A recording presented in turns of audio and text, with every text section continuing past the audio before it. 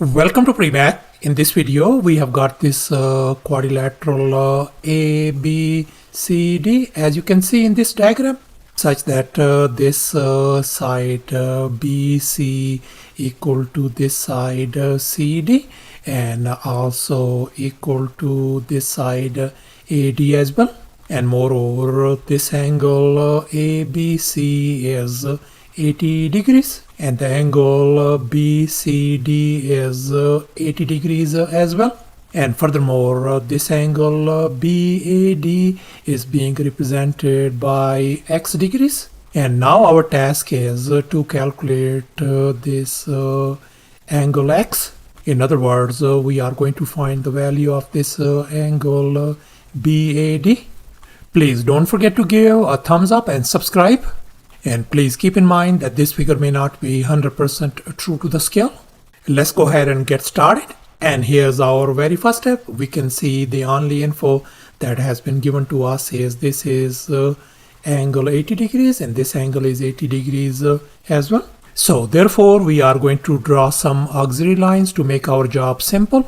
As you can see in this next step, we have created this line EC, such that this angle BEC is going to be 80 degrees as well. And here's our next step. Let's focus on this triangle EBC.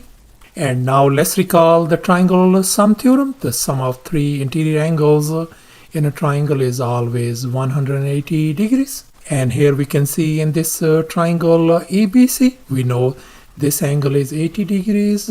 This angle is 80 degrees, so therefore this angle BCE is going to be 20 degrees, since the sum of these three angles is equal to 180 degrees. So therefore this angle BCE turns out to be 20 degrees. And now let's make an observation. We know this whole angle BCD is 80 degrees.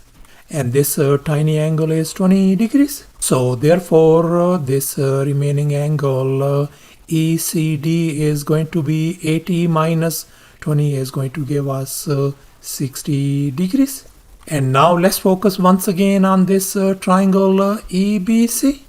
And now we can see that this triangle EBC is an isosceles triangle, since this angle is 80 degrees and this angle is 80 degrees as well. So therefore we conclude that this side BC is going to be equal to this side EC. So therefore these sides have equal length. And in this next step, I am going to connect this point E and this point D. As you can see in this next step, I have connected these 2 points, and as a result we got this side ED. And now we are going to focus on this triangle ECD, and we can see that this triangle ECD is an isosceles triangle, since this side EC equal to this side CD. So therefore these two angles are going to be congruent as well. Now let's recall the triangle sum theorem once again. The sum of three interior angles is always equal to 180 degrees in a triangle. And since these two angles are congruent, so this angle has got to be 60 degrees and this angle is going to be 60 degrees as well. And the sum of these three interior angles is always equal to 180 degrees. And now let's make an observation. Let's focus once again on this triangle ECD. We see this angle is 60 degrees, this angle is 60 degrees, and this angle is 60 degrees as well. So therefore this triangle ECD turns out to be an equilateral triangle. And since this is an equilateral triangle, so therefore this side EC is going to be equal to this side CD, and this is again equal to this side ED as well. So therefore all these sides have equal length. And now let's recall the straight angle property. And let's focus on this whole straight angle. this is going to be 180 degrees. We know this individual angle is 80 degrees, this angle is 60 degrees, so therefore this remaining angle has got to be 40 degrees, such that the sum of all these three angles is going to be equal to 180 degrees indeed.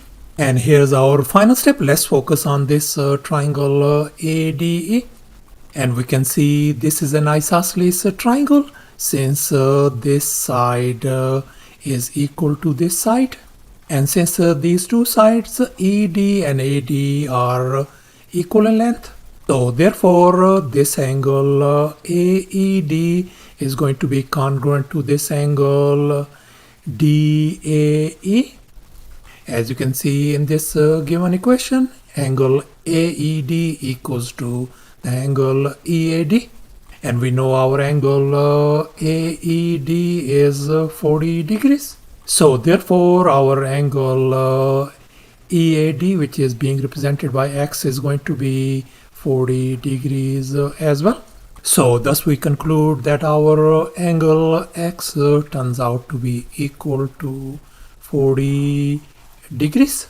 So thus, after all the calculations and manipulations, our angle X turns out to be 40 degrees. In other words, this angle X is equal to 40 degrees. And that's our final answer. Thanks for watching, and please don't forget to subscribe to my channel for more exciting videos. Bye.